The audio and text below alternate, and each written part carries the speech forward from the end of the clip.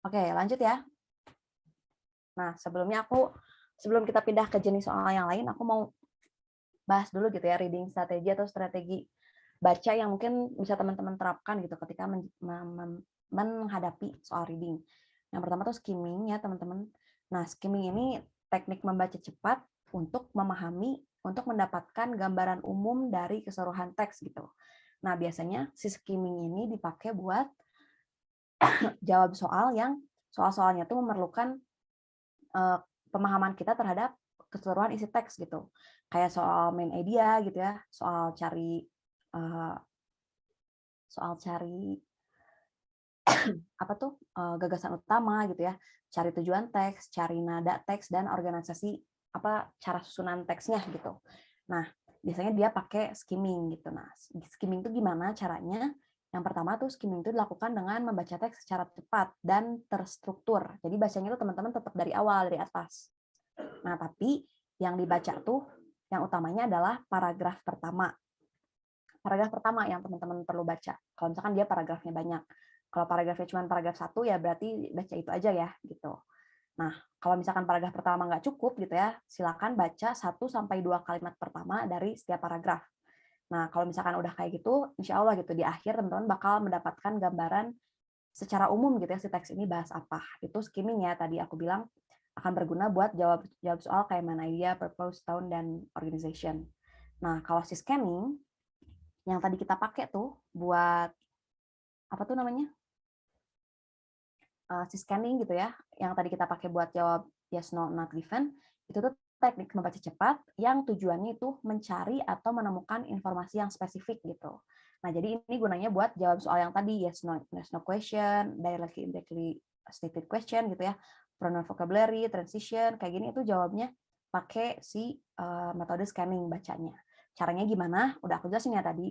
Jadi sebelum melakukan baca, teman-teman harus tentuin dulu kata kuncinya, teman-teman nyari apa di teks. Nah, udah gitu, silakan teman-teman cari baca teks secara cepat gitu ya, dilihat untuk menemukan lokasi kata kuncinya. Nah, kalau misalkan udah ketemu, ya silakan dibaca kembali dan dipahami bagian yang teman-teman cari itu. Gitu ya, teman-teman. Jadi nanti teman-teman pas nemu kalimat, oh ini cara bacanya skimming nih, ini cara bacanya scanning gitu. Jadi jangan ketukar ya, takutnya nanti teman-teman kurang efektif waktunya dipakai buat membaca teks secara keseluruhan gitu. Pas itu kira-kira jelas ya buat nanti pakai apa tuh namanya, pakai yang mana gitu sih strategi bacanya. Oke, kita lanjut. Nah, lanjut ya. Kita tadi kan bahas yes, no, not given question gitu ya. Sekarang kita bahas yang multiple answer question gitu atau pilihan ganda seperti biasa yang ABCD atau ABCDE gitu. Inference question ya. Inference question itu pakai spesifik tadi yang pakai scanning gitu. Karena kan kita harus tahu dulu dia di mana, habis di mana si inference-nya tuh langsung teman-teman cari maksudnya itu apa kayak gitu. Oke, kita lanjut yang jenis pertanyaan pilihan ganda di reading gitu ya. Nah, ini ada beberapa jenisnya gitu ya, kayak main idea yang mau kita bahas hari ini, ada yang directly and indirectly answered gitu ya. Nah, ini tuh yang termasuk tadi yang inference itu. Terus ada pronoun gitu ya, ada transition, vocabulary kayak gini-gini gitu. Nah, kita bahas satu persatu nanti di pertemuan selanjutnya. Hari ini kita fokus ke bahasan yang pertanyaan tentang ide-ide gitu ya, kayak main idea, organization, kita bahas hari ini. Oke, aku jelasin dulu. Ideas question itu adalah jenis soal reading comprehension yang menanyakan keseluruhan gambaran gitu ya, atau ide utama gitu ya, dari suatu teks atau paragraf. Nah, ideas question-nya ada dua. Ada yang nanyain main idea gitu ya, kayak atau topiknya dari suatu teks atau paragraf. Ada juga yang nanyain gimana suatu ide disusun dalam teks. Gitu ya, teman-teman. Oke. Kita lanjut bahas yang pertama. Lanjut yang pertama ya. Oke, ini. Nah, tadi aku bilang yang pertama tuh main idea question atau pertanyaan yang menanyakan bisa ide utama gitu ya, bisa topik dari teks, topik dari paragraf, atau bisa juga nyari judul gitu ya. Di pertanyaan ini kita disuruh nyari hal-hal tersebut. Nah, pokoknya intinya dengan pertanyaan ini gitu ya, kita diminta untuk cari tahu bahasan utama yang dibahas oleh si penulis gitu. Nah, ini biasanya gitu ya munculnya kayak gini nih, soal main idea gitu. Nggak selalu kayak gini, what is the main idea of the passage? Nggak selalu gitu, tapi seringnya yang ini ya, seringnya yang ini. Nah, kadang juga kayak what is the topic of the passage gitu. What is the subject? Sama ya, subjek sama topik itu kayak bahasannya apa gitu. Kalau nggak what is the author main point gitu ya, poin utama si author tuh apa di teks ini. What is the author primarily concerned gitu ya. Ini tuh sama semuanya nih tuh intinya menanyakan main idea gitu, menanyakan ide utama dari si teks. Atau nggak nanyain best title kayak gitu. Nah, where to find answer katanya, gimana cara jawabnya?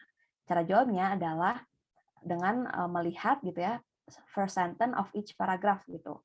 Kalimat pertama dari setiap paragraf. Kalau kira-kira pas baca teman-teman nggak nemu nih di paragraf pertama, berarti lanjut bacanya paragraf kedua kalimat pertama, paragraf ketiga kalimat pertama kayak gitu. Nah, ini bagaimana cara jawabnya? Baca dulu gitu ya first line of each paragraph, itu baca setiap baris dari paragraf pertama, terus lihat deh ada common theme nggak, ada tema yang umum nggak gitu, tema umum dari keseluruhan teks gitu ya, dari setiap first line-nya kita bisa tahu tuh ada nggak ide yang sama gitu dari setiap kalimat pertama paragraf gitu.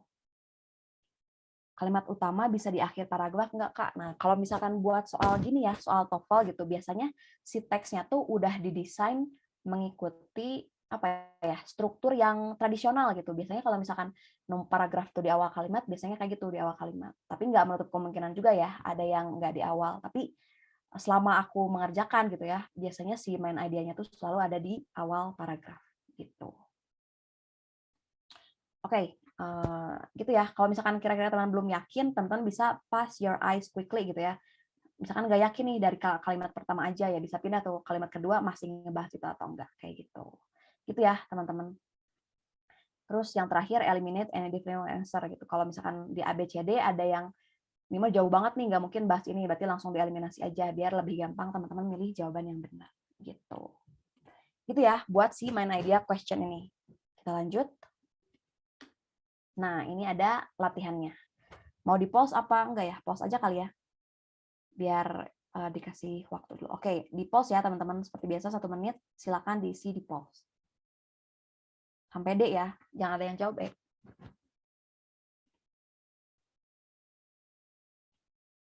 Silakan dikerjakan di-pause.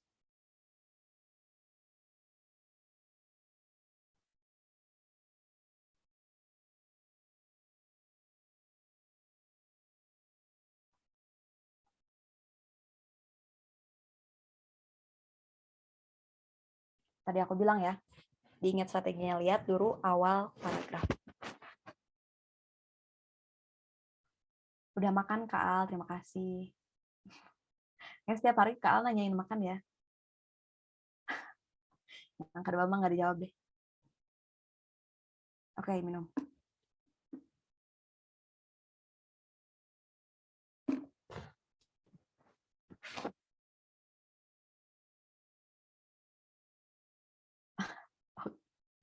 Udah 1 menit kah?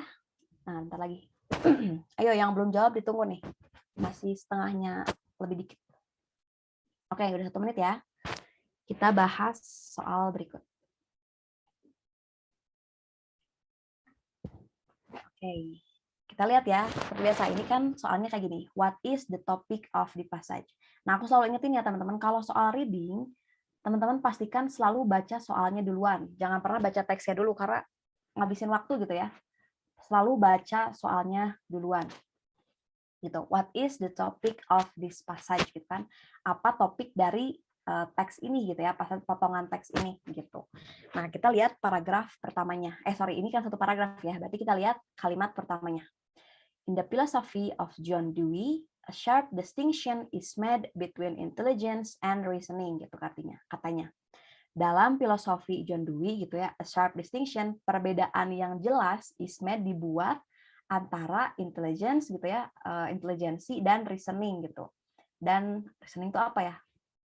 Kayak ya reasoning aja lah kita artiinnya di sini penalaran gitu.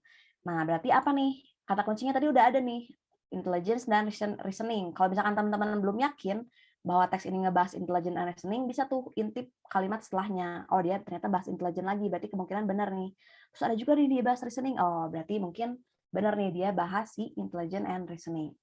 Kita lihat yang pertama, The Intelligence of John Dewey. Ini salah ya teman-teman, karena dilihat tadi dia bahasnya dua, intelligence and reasoning, sedangkan di sini intelligence doang. Jadi salah. Yang kedua, distinction made by John Dewey. Ada nggak sih kata distinction, tapi distinction apa gitu ya? Perbedaan yang dibuat apa gitu ya? Perbedaan apa yang dijelaskan?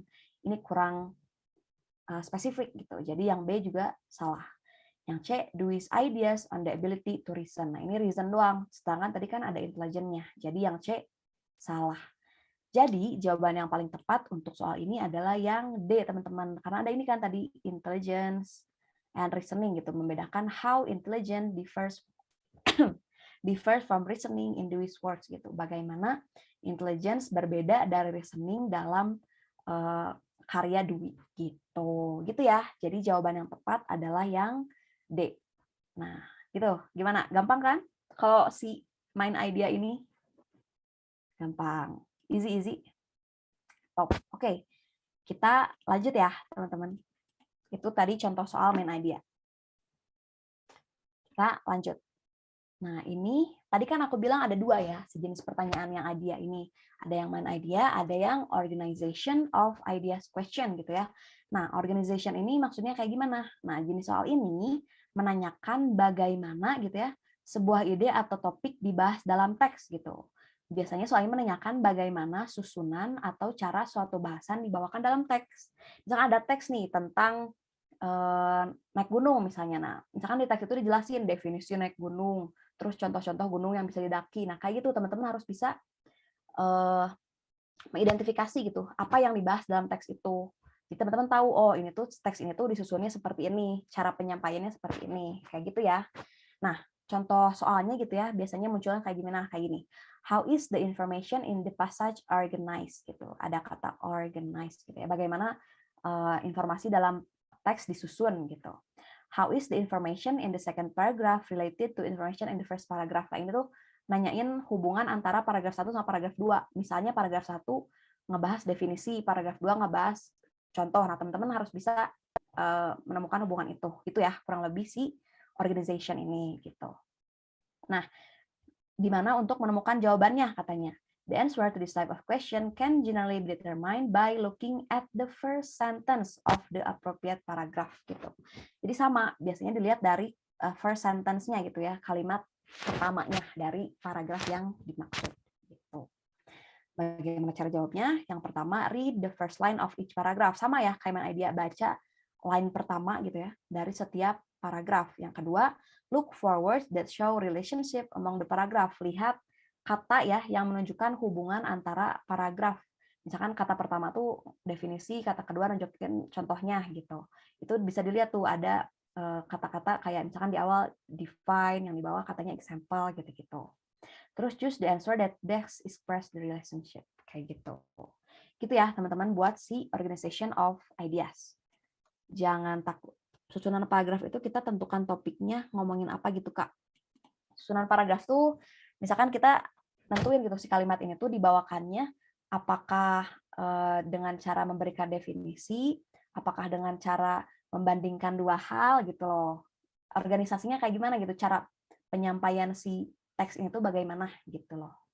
Organisasinya atau susunannya gitu. Kita lihat contoh soalnya ya. Kita lihat contoh soalnya. Ya, silakan dikerjakan di pause. Wah, ini udah ada contekannya ya, ada spoilernya. Nggak apa-apa deh, nggak apa-apa. Buat latihan ya, ini kan contoh soalnya.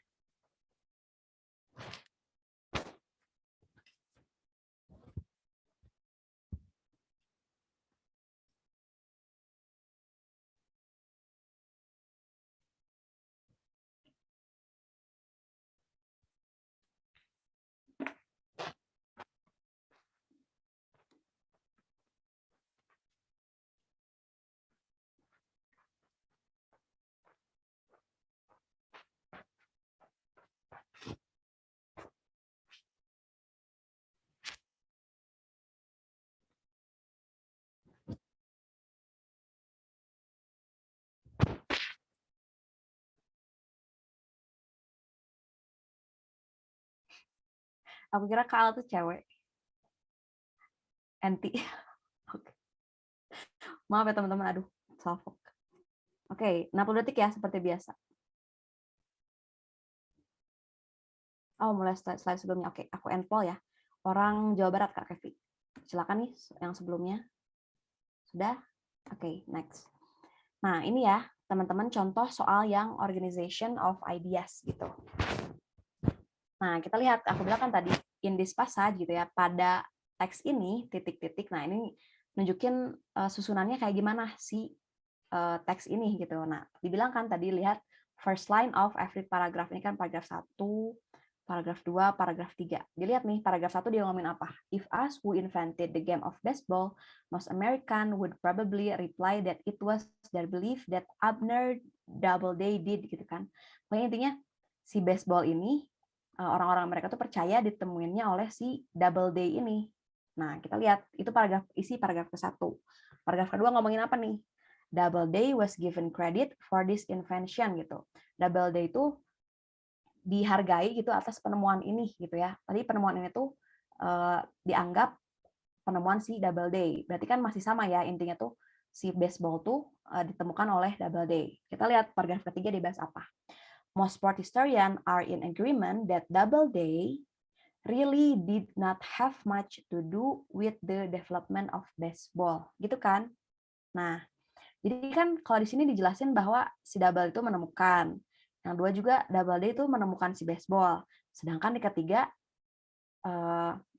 dijelasin bahwa si Doubleday itu sebenarnya tidak apa ya, tidak banyak tidak banyak perannya gitu untuk perkembangan baseball gitu. Nah, berarti yang ini jawabannya, an idea is presented gitu ya, sebuah ide presented tuh diperkenalkan gitu ya. Idenya tuh kan tadi baseball tuh ditemukan oleh si Doubleday and then refuted. Nah, presented ini kan dikenalkan gitu. Atau dijelaskan gitu. And then refuted. Refuted ini artinya dibantah gitu. Benar gak nih teman-teman cara susunan idenya seperti itu? Gitu ya. An idea is presented and then refuted. Nah, di sini kan ide bahwa si Doubleday menemukan baseball dikasih tahu tuh. Nah, di paragraf ketiga ternyata dibantah. Sebenarnya enggak gitu. Doubleday itu enggak menemukan baseball gitu. Suaranya kecil. Oke. Gitu ya buat yang nomor ini gitu ya, buat si contoh soal organization of ideas gitu. Kenapa yang B salah gitu ya? Karena yang B bilangnya a concept is followed by examples. Sebuah konsep diikuti dengan contoh. Di sini nggak ada contoh ya. Mana nggak ada contoh. Misalkan apa baseball gitu nggak ada ya teman-teman. Jadi salah, nggak ada kata example sama sekali. Terus a cause is followed by an effect. Ini juga nggak membicarakan sebab akibat ya. Jadi juga salah gitu. A belief is supported with reason. Sebuah kepercayaan is supported gitu ya, didukung dengan reason tuh alasan gitu. Nah, kalau misalkan yang jawaban yang D pasti gini, misalkan yang ini jawabnya pertemuan benar gitu ya, baseball tuh ditemuin sama si Doubleday, maka paragraf 3 masih bilang alasan kenapa Doubleday menemukan baseball misalkan kayak gitu. Gitu ya, teman-teman. Jadi yang ini jawabannya yang A gitu. Kira-kira gimana? Jelas sampai situ? Jelaskah buat yang organization ini? Oh, poll result-nya belum di-share ya. Nah, wah gila. Keren-keren. Udah 89% tuh yang benar.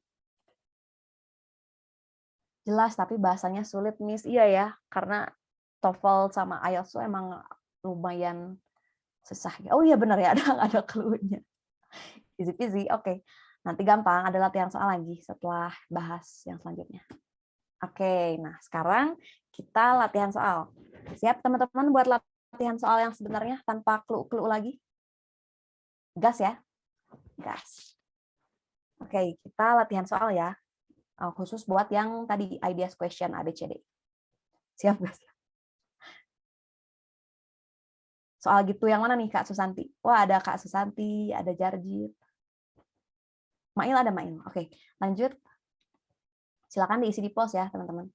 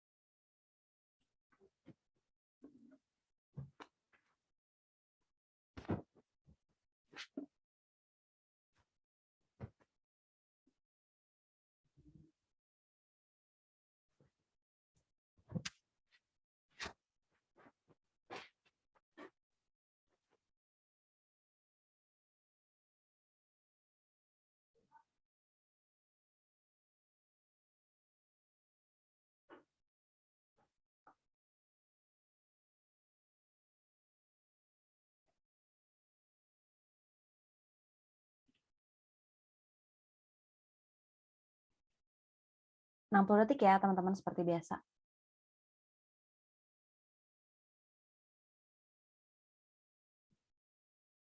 Oke, aku endpoll.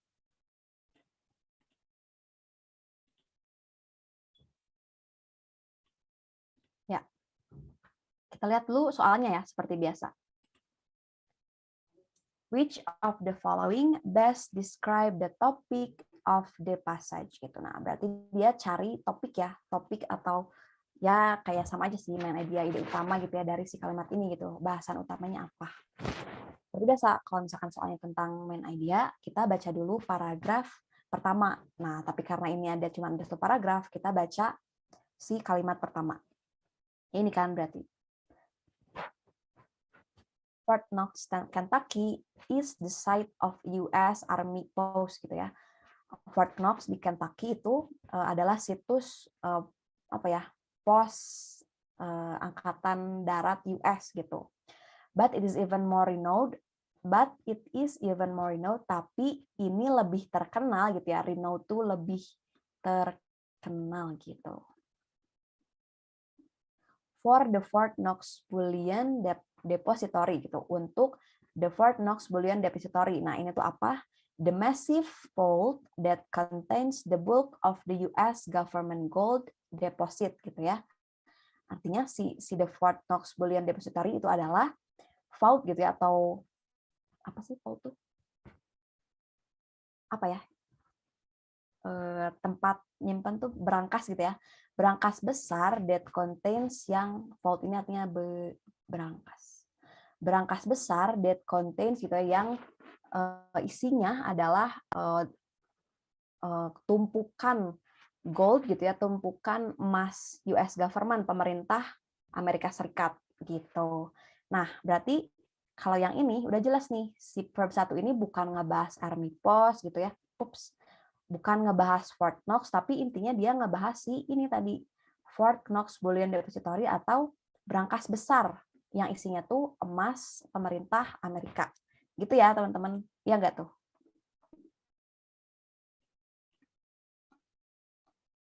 Nah, gitu ya. Nah, jadi jawabannya kita lihat yang mana? Kita lihat yang A, the city of Fort Knox, Kentucky. Bukan ya, karena tadi aku bilang utamanya tuh bukan ngebahas si Fort Knox-nya, tapi apa yang ada di Fort Knox gitu. Terus the Federal Gold Depository gitu ya. Nah, ini apakah iya? Yang B ini? Iya ya, teman-teman, tadi karena dibilang si Fort Knox ini terkenal karena si depository gitu atau penyimpanan emas Amerika gitu. Jadi jawabannya yang B, karena intinya ngebahas itu kan, penyimpanan emasnya gitu. Juga bukan ngebahas tentaranya, bukan juga ngebahas gold bullion gitu. Jadi jawabannya yang tepat untuk soal ini adalah yang B. Kalau misalkan teman-teman masih kurang yakin nih soal ini bahas tentang depositorinya, silakan lanjutkan ke paragraf selanjutnya. Kalau misalkan masih ngomongin depository gitu ya, atau masih mensupport bahasan tentang itu, berarti udah pasti jawabannya tentang itu. Wah, ini banyak banget komennya. Maaf ya kalau ada yang kelewat. Clue-nya tuh karena kan emang tuh awal tuh ngebahas di Fort Kentucky, tapi yang dibahas tuh di Fort Kentucky apa ke kotanya? Bukan kan, tapi yang dibahas tuh penyimpanan emasnya gitu. Renowned itu artinya terkenal gitu ya. More renowned, lebih terkenal. Lebih dikenal lah. Banyak yang kegocek ya, lumayan, nggak apa-apa, masih latihan. Yang penting nanti pas Arya udah nggak kegocek lagi ya. Oke, next kita lanjut yang selanjutnya ya teman-teman. Siap soal selanjutnya? Nah, ini nggak tadi ada Army Post ya, itu tuh dijelasin Fort Kentucky itu Army Post, tapi dijelasin lagi lebih terkenal sebagai ini gitu, sebagai tempat penyimpanan emas gitu. Oke, lanjut ya teman-teman. Kita nomor 2. Silakan dijawab di pos.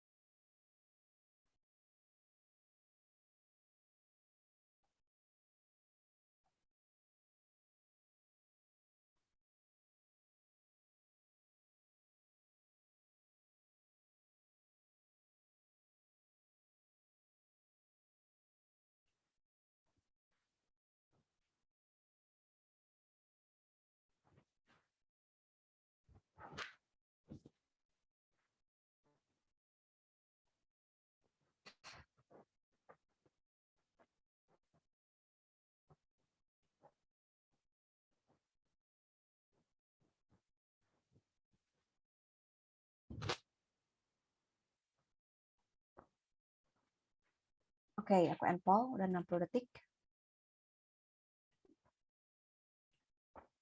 Nah, kita lihat soalnya seperti biasa, baca soalnya dulu.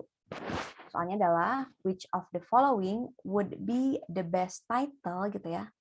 Best title for this passage, gitu ya. Manakah dari berikut ini yang merupakan, yang bisa menjadi judul, gitu ya, judul terbaik untuk teks ini. Nah, ini ya, teman-teman, tadi kan kita udah bahas ya, kalau yang soal gini lihatnya paragraf pertama, kalimat pertama dulu gitu.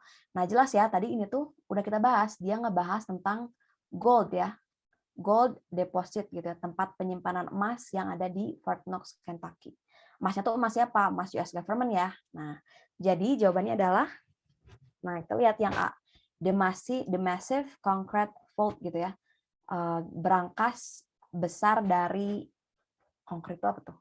Dari apa tuh yang keras tuh? Pokoknya berangkas besar gitu ya. Nah, ini tuh emang ngebahas berangkas besar, tapi berangkas besar ya beton. Berangkas besar dari berangkas besar apa gitu ya. Nah, ini kurang tepat tuh kalau buat jadi judul karena judulnya intinya kan ngebahas si goldnya itu disimpan di berangkas gitu kan. Jadi yang A kurang tepat. Kita pindah yang B, Fort Knox Security gitu. Ini nggak ngebahas tentang keamanan Fort Knox ya, karena tadi dibilang bahasnya tuh si ini tadi the Fort Knox Bullion Depository gitu. Bukan yang C, where the United States keep its gold. Nah, ini bisa jadi itu ya, bisa jadi judul yang tepat nih karena judulnya tuh kayak di mana Amerika menyimpan emasnya. Ya nggak bisa ya, teman-teman. Jadi jawabannya yang C karena dia tuh lebih judul yang lebih spesifik gitu buat si teks ini. Jadi jawabannya yang C. Kalau A Visit to Kentucky jauh banget ya, karena nggak ngomongin kotanya gitu. Clickbait. Ya, ini mah harus paham teksnya, tapi yang utamanya tadi kan lihatnya dari si paragraf pertama. Kita tahu nih paragraf pertama, oh dia bahas tentang gold depository gitu, ada yaitu gold yang pemerintah Amerikanya gitu. Gitu ya teman-teman buat yang nomor 2. Tadi kan yang pertama main idea, yang ini nyari judul dari teks. Judul. Oke, lanjut ya, teman-teman. Kita lanjut ke soal nomor 3. Silakan diisi di teks Kak. Kalau Simon Ardia harus dibaca sampai titik tiap paragraf Kak, Kak. Kalau menurut aku sih mending dibaca satu kalimat gitu ya. Misalkan kalimat pertama dari paragraf 1 gitu sampai titik sebaiknya biar kalian tuh dapat ide umum dari si ide utuh, maksud aku ide utuh dari si kalimatnya gitu. Kalau misalkan masih kurang, lanjut bacanya. Masih kurang yakin nih sama jawaban yang itu, lanjut baca soalnya. Best title sama kayak main idea ya cara jawabnya. Lihat awal paragraf gitu. Sama kan intinya ini tuh bahas apa sih sebenarnya. Jadi kan kalau judul tuh sama harus nyambung sama inti utama isi bahasannya gitu. Itu ya Kak Rey.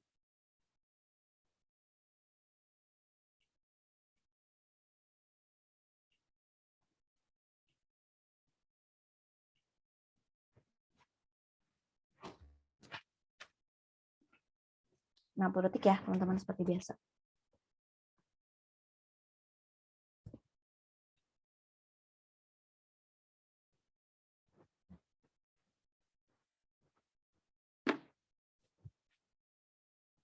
Oke, aku endpoll. Oh ya, ini yang jawab baru sedikit. Ayo yang belum jawab, jawab dulu.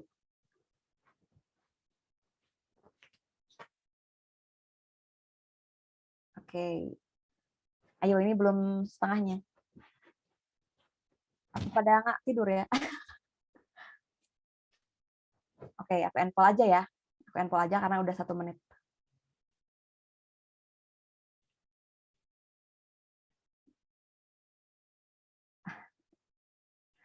Oke. Seperti biasa, baca dulu soalnya. Which of the following best describe the main idea of the passage? Itu salah.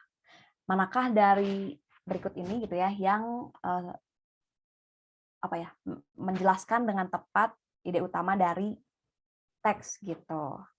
Oh, polnya muncul lagi. Ups, salah baca, maaf teman-teman. Oke. Nah, kita lihat ya, seperti biasa, kalau main idea itu di paragraf pertama dulu nih yang kita baca, si kalimat pertama. Kita lihat, Henry Wadsworth Longfellow. Nah, dari panjang ini udah tahu ya, ini tuh nama gitu ya. Lahir tahun 1867, meninggal 1882. Was perhaps the best known American poet, gitu kan. Mungkin merupakan penyair Amerika. Nah, poet ini artinya penyair gitu ya.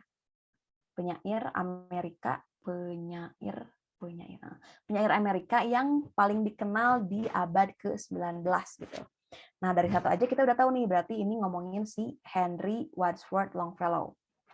Nah, kalau misalkan kira-kira teman-teman merasa itu belum cukup, lanjut dulu bacanya. His clear writing style and emphasis on the prevalent values of the period made him popular with the general public gitu kan.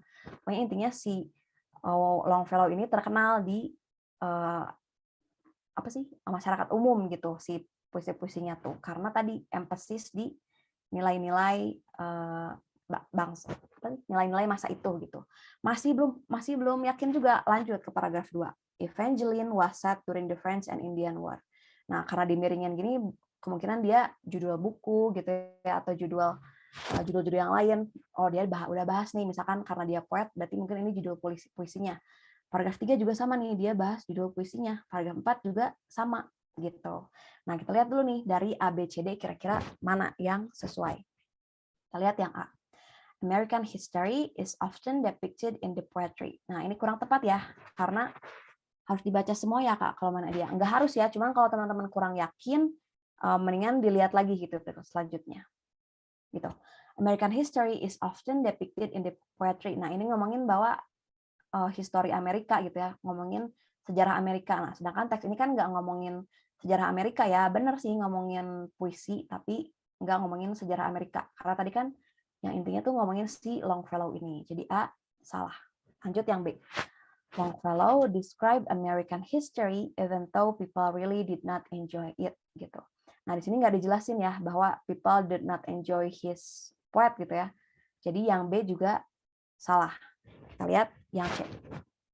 The popularity of Longfellow poems result from his stress on value of people gitu. Nah, di sini kata kepopuleran Longfellow gitu ya. Kepopuleran puisi-puisi Longfellow gitu ya result from hasil dari his stress gitu ya. Penekanannya pada nilai-nilai manusia gitu. Nah, dilihatnya tadi di paragraf 1 ada tuh bahwa si Longfellow itu adalah best known gitu ya, berarti kan terkenal, terus dia popular with general public karena tadi si puisinya itu menekankan pada nilai-nilai. Nah, jadi jawabannya yang C, teman-teman, gitu ya. Dari sini juga bisa dilihat main idenya adalah si C gitu. Kalau yang D, Longfellow wrote long narrative poems that were not always popular with the critics gitu. Ini kalimat pembantu ya, jadi yang D ini salah gitu. Pokoknya intinya menjelasin bahwa poem-poemnya atau puisi-puisinya si Longfellow ini populer gitu. Gitu ya teman-teman. Nah, oke. Jadi jawabannya yang C. Tadi maaf ya, kehapus itunya karena aku salah pencet. Oke, masih ada latihan selanjutnya nih teman-teman. Lanjut ya. Kita lanjut latihan selanjutnya nomor 4. Apanya yang nggak keseluruhan nih Kak Muhammad Afif? Sorry. Dibacanya biasanya paragraf 1 dulu. Kalau misalkan nggak yakin, lanjut paragraf selanjutnya. Kalau udah yakin mah ya udah cukup di paragraf 1 gitu. Oke, nah makanya kadang lebih baik baca teks sama baca paragraf, baca soal dulu gitu ya, sama ABCD-nya. Oke, stres itu itunya emphasis ya, persamaan katanya emphasis. Silakan dikerjakan di pause. Stres itu tadi persamaan katanya emphasis ya, Kak Fadil. Tadi kan his poem emphasize gitu kan, menekankan pada nilai-nilai. Stres itu persamaan katanya emphasis, artinya penekanan.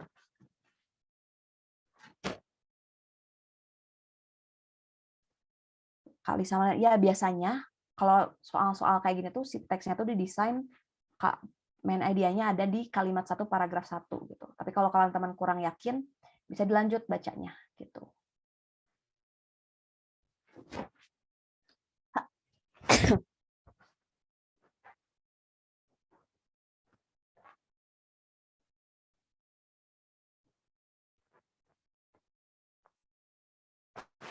Apa tuh tadi? Apa tuh?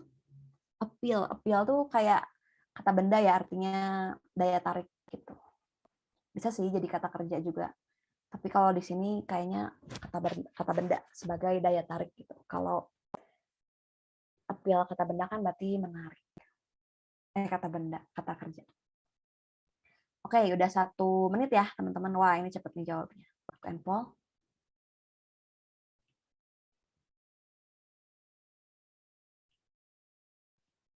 Oke, kita baca dulu soalnya. The best title of the passage is bla bla bla gitu kan. Best title. Nah, ini sama nih, nanya judul dari teks ini kira-kira apa. Kita lihat dulu.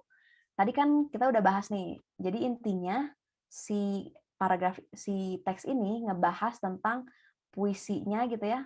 Puisi si Longfellow yang terkenal gitu ya. Puisinya tuh populer. Gitu kan. Nah, kita lihat di ABCD mana nih yang ngejelasin bahwa si puisinya Longfellow ini populer gitu ya, atau punya terkenal gitulah intinya. Kita lihat yang A, Longfellow popular appeal. Berarti kan daya tarik populer Longfellow. Bener nih, karena dijelasin dari berkali-kali ya disebut dalam teks bahwa si Longfellow ini populer gitu kan. Cari lagi ada kata, banyak banget dipakai kata popular ya di teks ini gitu.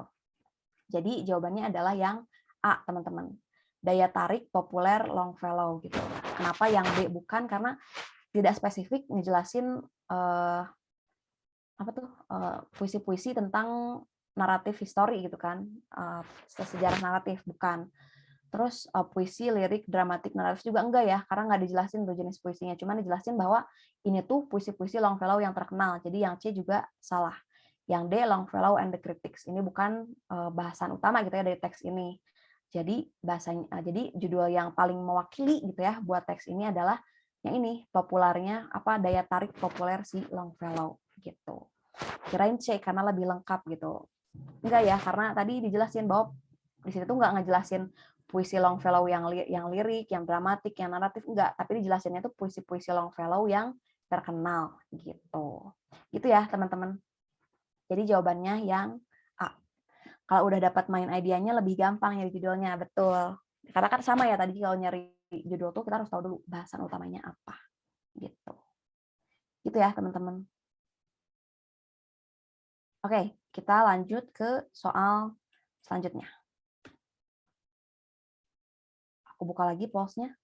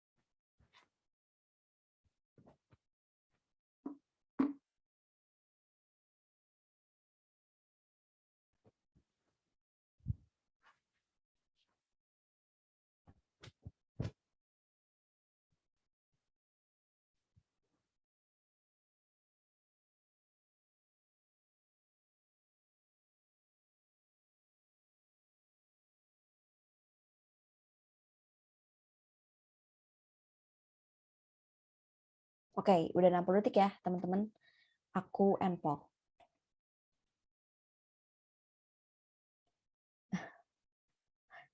Oke. Seperti biasa, baca dulu soalnya. The subject of the fourth paragraph is gitu kan. Subjek gitu ya atau topik dari paragraf keempat. Nah, fourth paragraph ini contoh nyari soal yang nyari topik tapi yang lebih spesifik gitu ya. Cuman paragraf 4 aja. Kalau gini ya kita nggak usah baca paragraf yang lain. Langsung aja kita pergi ke paragraf 4. Ini ya, langsung kita pergi ke paragraf 4 yang ini. Lihat dari kalimat pertamanya langsung teman-teman. The courtship of Miles Standish take place during the early period of the settlement of New England. Udah jelas nih ngomong-ngomongin si ini the courtship of Miles Standish ya. Dimiringin berarti dia tuh judul sesuatu ya, judul puisika, judul buku gitu. Kita lihat nih, apakah ada opsi yang membahas tentang si the courtship of Miles Standish ini. Kita lihat yang A. Nobility and honor in the poems of Longfellow. Nah, ini salah ya, karena dijelasin bahwa dia tuh ngomongin courtship of Miles Standish. Jadi A, salah. B, the love triangles involving Miles and Standish gitu. Walaupun memang isinya tentang ini gitu ya, si puisinya, tapi kan yang dibahas si puisinya, bukan isi puisinya gitu ya. Utamanya ngebahas apa tuh The Courtship of Miles Standish. Jadi jawabannya yang C ya teman-teman. The popular appeal of The Courtship of Miles Standish gitu. Daya tarik populer dari si The Courtship of Miles Standish gitu. Gampang ya karena udah jelas nih di awal dijelasin ngebahas tentang The Courtship of Miles Standish gitu. Yang D juga salah ya karena nggak ngebahas periode early settlement di New England gitu. Jadi jawabannya yang paling tepat adalah yang C gitu. Easy ya, kayaknya yang ini. Kita lanjut soal berikutnya. Ya, silakan dijawab di polls.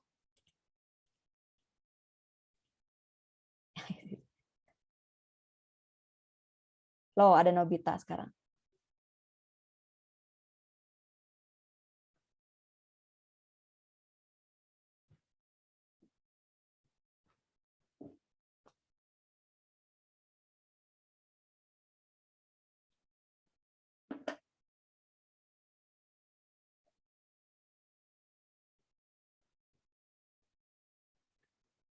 Nah, 60 detik seperti biasa.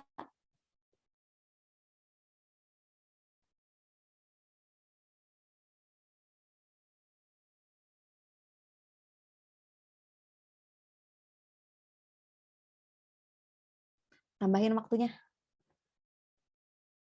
61 detik.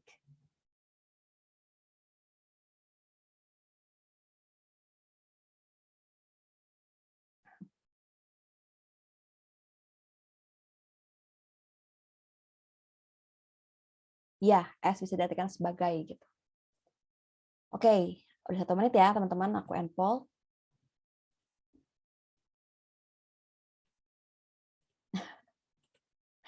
Oke, kita bahas bareng-bareng ya teman-teman. Seperti biasa, baca soalnya dulu. How is the information in the passage organized gitu. Nah, berarti ini tipe soal yang tadi ya, yang kedua, organisasi of ideas gitu.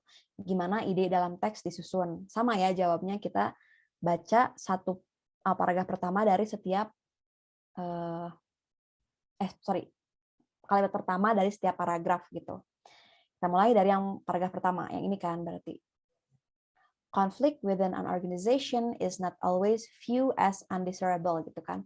Konflik dalam organisasi is not always viewed, tidak selalu dipandang sebagai hal yang tidak diinginkan gitu ya. Itu paragraf pertamanya. Kita pindah ke paragraf kedua. According to the traditional view of conflict gitu ya. Menurut pandangan tradisional terhadap konflik gitu ya. Conflict is harmful to an organization. Konflik itu berbahaya untuk organisasi. Kita lanjut, paragraf ketiga. Interactionist view of conflict on the other hand. Nah, ini ada view yang lain nih tentang konflik, yaitu pandangan interaksionis gitu terhadap konflik. On the other hand, holds that conflict can serve as an internal function in organization. Intinya gitu kan, bahwa pandangan interaksionis ini memandang bahwa konflik itu bisa menjadi berfungsi penting gitu ya dalam organisasi. Gitu ya. Yang pertama ini dia mau ngomongin bahwa tentang konflik gitu ya. ini konflik dari pandangan tradisional. Gitu. Yang ini konflik dari pandangan interaksionis. Nah, gitu kan berarti apa tuh namanya? On the other hand gitu ya, maksudnya sedangkan gitu, bisa diartikan kayak gitu. Nah, kita lihat nih opsi mana gitu ya di antara A, B, C, D yang menunjukkan cara penyampaian bahasan dalam kalimat ini yang paling tepat gitu. Kita lihat mulai dari yang A. The origin of ideas about conflict is presented gitu ya. Ide ide original gitu ya tentang konflik disampaikan gitu ya. Nah, mungkin ide original di sini maksudnya traditional view. Sedangkan dalam teks bukan tradisional aja yang disampaikan gitu ya. Interactionist juga. Jadi yang A salah. Aduh, maaf ya batuk-batuk. Contrasting view of conflict are presented gitu kan. Nah, pandangan yang berbeda gitu ya antara konflik disampaikan gitu. Nah, aduh aku dimarahin. Nah, bener ya teman-teman. Tadi karena kata si konflik tradisional, konflik itu harmful. Sedangkan kata si interaksionis, konflik itu important gitu. Nah, jadi jawabannya yang B, teman-teman. Karena ada pandangan terhadap konflik yang dilihat gitu. Jadi jawabannya yang C. Contrasting view gitu, pandangan yang berbeda tentang konflik gitu. Kalau yang C, two theories discuss the strength and weakness. Nah, di sini nggak dibahas ya, ada kelebihan dan kekurangan dari pandangan mereka gitu ya. Bukan, nggak juga. Yang D, examples of conflict within organization are presented gitu ya. Contoh konflik di organisasi, enggak kan, nggak ngomongin contoh konflik. Jadi jawaban yang paling tepat yang B gitu. Aman ya teman-teman soal ini? Akhirnya Kak Aldi, oke, alhamdulillah. Semoga lanjut ya benernya sampai nanti tes gitu. Oke, kita lanjut ya. Waktunya 1 menit lagi, tapi 1 soal lagi aja ya. Silakan diisi di polls.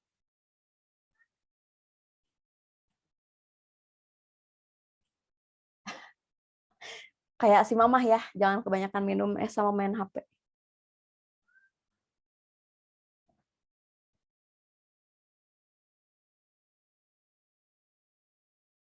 Kak, ini saya kan memang vocabnya kurang, sehingga nggak bisa paham teks. Berarti solusinya harus dimainin per kata ya, biar vocabnya tambah. Kalau misalkan memang seperti itu gitu ya, teman-teman misalkan nggak ada waktu nih buat nambah vocab, buat menghadapi nanti. Saran aku tuh, setidaknya dari kalimat itu ada yang teman-teman ngerti. Jadi, teman-teman bisa memperkirakan gitu artinya apa. Nah, mungkin kan dari tebakan teman-teman itu, dan lakinya sedang tinggi-tingginya, bisa benar gitu jawabannya. Gitu. Mau ke depannya ya, kalau jangka panjang mah bisa tuh ditambahin vocabulary itu dengan banyak itu tadi buat kamus pribadi gitu. Aku kayaknya pernah bahas tentang kamus pribadi ini.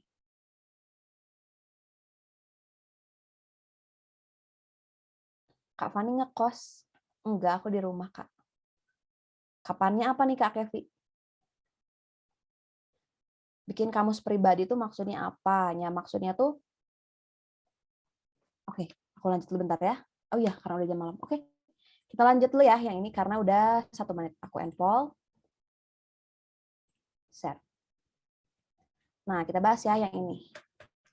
Seperti biasa, baca dulu soalnya. What type of information is included in the first paragraph, gitu kan? Jenis informasi apa yang yang dimasukkan gitu ya di paragraf pertama gitu. Nah, kita lihat berarti tujuan kita paragraf pertama ya, karena dalam teks juga disebut first paragraph. Kita lihat paragraf pertama bahas apa nih? IQ or intelligent quotients is defined. Nah, udah ada is defined nih teman-teman. Didefinisikan gitu ya. Didefinisikan gitu. As the ratio. Nah, berarti udah jelas nih si paragraf pertama ini isinya adalah informasi tentang definisi gitu. Jadi jawabannya yang B gitu ya, teman-teman. Easy kan? Easy. Gitu. Aman? Aman? Oke. Ya, karena waktunya udah lebih ya, 9.32, kita akhiri dulu kelas hari ini. Makasih banyak buat teman-teman yang ikut kelas hari ini. Nanti kita ketemu lagi di kelas selanjutnya. Oke. Oke, sekian pasar ini. Makasih ya teman-teman. Nanti kita ketemu lagi. Selamat malam.